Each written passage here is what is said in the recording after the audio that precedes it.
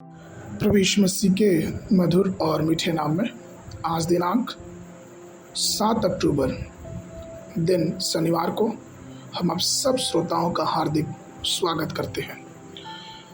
आज के दिन के लिए जो वचन है लिया गया है दूसरा कुरिन्थियों की पत्री उसका 12 अध्याय 9 पद। वचन कहता है, और उसने मुझसे कहा, मेरा अनुग्रह तेरे लिए काफ़ी है, क्योंकि मेरी सामर्थ निर्बलता में सिद्ध होती है।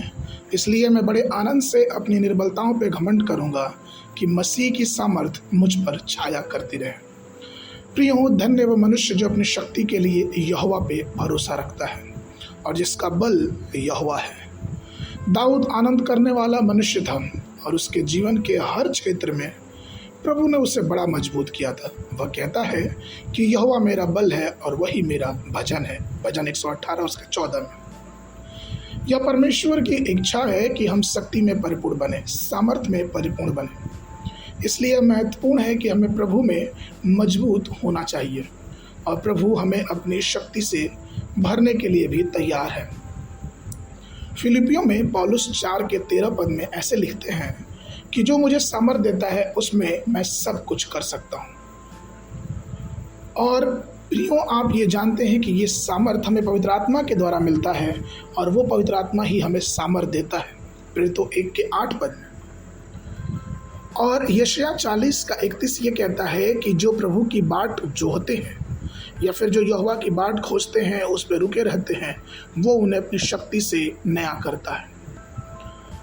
हमेशा ये याद रखें कि हम निर्बल और कमजोर नहीं हैं, क्योंकि पहला कुरिन्थियों उसके पहले अध्याय के 27 पद में वचन ये साफ साफ कहता है, परमेश्वर ने जगत के मूर्खों को चुन लिया है कि बुद्धिमानों को लज्जित करें, और परमेश्वर ने जगत के निर्बलों को चुन लिया है कि वीरों को लज्जित करें। प्रभु ने हमें चुना है और हमें सामर्थ्य दिया है। दाऊद इस बात को बड़ी धैर्यता से कहता है। दूसरा सामुएल की पुस्तक उसके 22 अध्याय और उसके 30 और 40 पदों के बीच में वो इस प्रकार से कहता है कि तूने मुझे युद्ध के लिए बल से हथियार दिया है। तूने उन लोगों को मेरे वश में कर दिया है जो मेरे विरुद्ध उठते हैं, क्योंकि तेरे द्वारा मैं किसी दल के तरफ दौड़ सकता हूँ और तूने मुझे अपनी सामर्थ्य से भरा है। प्रियो, आपको मालूम कि जो लोग परमेश्वर के द्वारा बुलाए गए थे अर्थात इस्राएली, उनमें से कोई निर्बल या कमजोर नहीं था। मूसा उनका नेतृत्व करने वाला 120 वर्षों की आयु में भी उसकी आंखें कभी धुंधली नहीं हुई।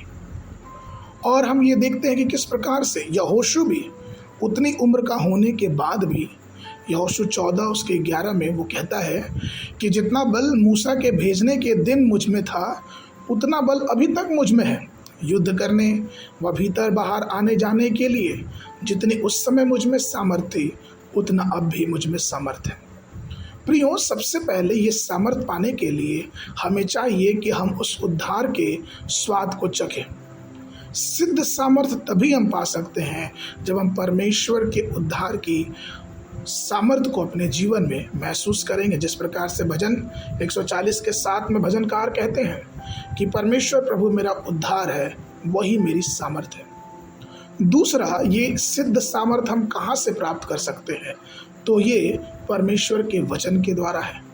दूसरा कुरिन्थियों उसके 6वां अध्याय 4 से 7 पद में वचन कहता है, परंतु हर बात से परमेश्वर के सेवकों की नाई अपने सद्गुणों को प्रकट करते बड़े धैर्य से, क्लेश से, दरिद्रता से, संकट से, कोड़े खाने से, कैद होने से, हुल्लड़ों से, परिश्रम से, जागते रहने से, उपवास करने से, पवित्रता से, ज्ञान से, धीरज से, कृपालुता से, पवित्र आत्मा से, सच्चे प्रेम से, सत्य के वचन से, परमेश्वर की सामर्थ से, धार्मिकता के हथियार से जो दाहिने हैं और बाएं।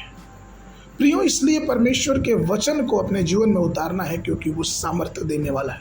तीसरा, हम सिद्ध सामर्थ्य पा सकते हैं पवित्र आत्मा के द्वारा। रोमियो उसके 15 के 13 में वचन कहता है, सो परमेश्वर जो आशा का दाता है तुम्हें विश्वास करने में सब प्रकार के आनंद और शांति से परिपूर्ण करे कि पवित्र आत्मा की सामर्थ्य से तुम्हारी आशा बढ़ती जाए। इसलिए आइए उस सिद्ध सामर्थ्य की तरफ अपने जीवन को ले जाएं जो प्रभु के द्वारा हमें और आपको मिलती है। आज के मनन के लिए भजन संहिता उसका 84 अध्याय 7 पद। वे बल पर बल पाते जाते हैं, उनमें से हर एक जन सियोन में परमेश्वर को अपना मुंह दिखाएगा। बाइबल अध्ययन के लिए सुबह के समय यशायाह नबी की पुस्तक उसका 28 और 29 पद।